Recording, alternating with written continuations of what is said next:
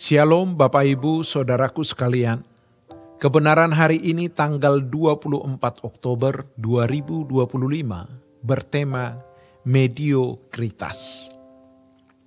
Jika kita berkata, aku mau menjadi umat Allah, aku mau menyambut kehadirannya dalam hidupku, seperti doa Bapa kami, datanglah kerajaanmu, jadilah kehendakmu di bumi seperti di sorga. Maka biarlah itu benar-benar terjadi. Tetapi jika kita tidak jelas ke arah mana hidup kita arahkan, Tuhan pun tidak akan menghalangi. Sebagai orang percaya yang sudah dewasa, kita sebenarnya tahu apa yang harus kita pilih. Tuhan harus menjadi segalanya. Hidup suci, berkemas-kemas menuju sorga.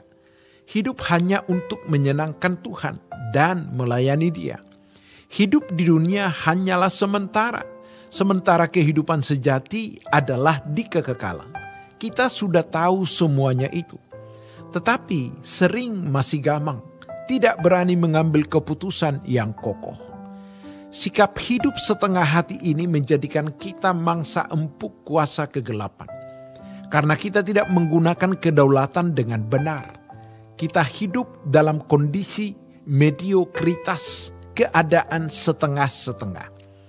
Mediokritas adalah lahan subur bagi iblis untuk bermanuver agar kita tidak fokus kepada Tuhan.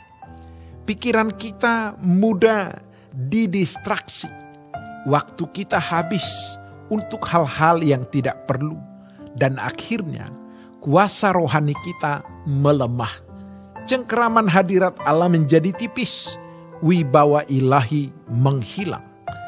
Banyak hal yang kita lakukan memang bukan dosa dalam pengertian umum. Bukan pula sesuatu yang jahat atau buruk. Namun hal-hal itu tetap dapat mengurangi dalam tanda petik tenaga rohani kita untuk membumbung tinggi mencapai hadirat Tuhan. Karena itu firman Tuhan berkata, keluarlah kamu dari antara mereka. Artinya, bukan hanya keluar dari persahabatan dengan orang-orang yang tidak takut akan Allah, melainkan juga meninggalkan cara hidup yang tidak membangun kita sebagai anak-anak Allah yang unggul. Untuk menjadi pemain bola yang baik, seseorang harus masuk pelatihan dengan jadwal ketat, bahkan rela meninggalkan keluarga.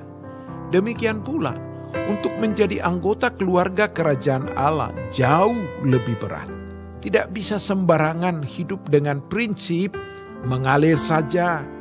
Kita harus memetakan perjalanan hidup kita agar peta itu menjadi peta perjalanan anak-anak Allah yang dipersiapkan sebagai penghuni rumah Bapa. Firman Tuhan berkata, dan pisahkanlah dirimu dari mereka, firman Tuhan, dan janganlah menjamah apa yang najis, maka aku akan menerima kamu. Yang dimaksud mereka bisa berupa oknum manusia, bisa juga pola hidup atau gaya hidup yang salah. Gereja memang tidak dapat memberi tuntunan detail sebab keberadaan setiap orang berbeda. Namun Roh Kudus akan menolong kita. Hidup memang rumit, tetapi kita harus mengambil keputusan untuk mengikuti apa yang Tuhan ajarkan. Keluarlah kamu dari antara mereka dan pisahkanlah dirimu dari mereka. Dan janganlah menjamah apa yang najis, maka aku akan menerima kamu. Karena itu, betapa seriusnya kita harus mencari Tuhan. Sampai memiliki kepekaan untuk mengerti apa yang baik, yang berkenan, dan yang sempurna. Pertanyaannya, seberapa serius kita melangkah memisahkan diri dari cara hidup anak-anak dunia? Sebab kewajaran hidup yang terlihat normal sebenarnya berbahaya. Itu ancaman yang sering tidak disadari oleh umat Allah. Kita tidak boleh hanya hidup wajar. Kita harus memiliki keunggulan. Dan keunggulan itu dibangun mulai sekarang di bumi. Sampai akhirnya kita layak menjadi anggota keluarga kerajaan Allah. Sayangnya, banyak mimbar mengajarkan seolah-olah menjadi anak Allah itu mudah. Asal percaya Yesus Tuhan dan Juru Selamat, maka otomatis menjadi anak Allah. Itu tidak sepenuhnya salah, tetapi sampai kapan kita terus berada dalam keadaan tidak layak di hadapannya? Jika kesempatan yang Tuhan berikan terus disia-siakan, maka pada waktunya kita tidak akan diakuinya sebagai umatnya. Demikianlah kebenaran hari ini. Tuhan Yesus memberkati. Sola Gracia.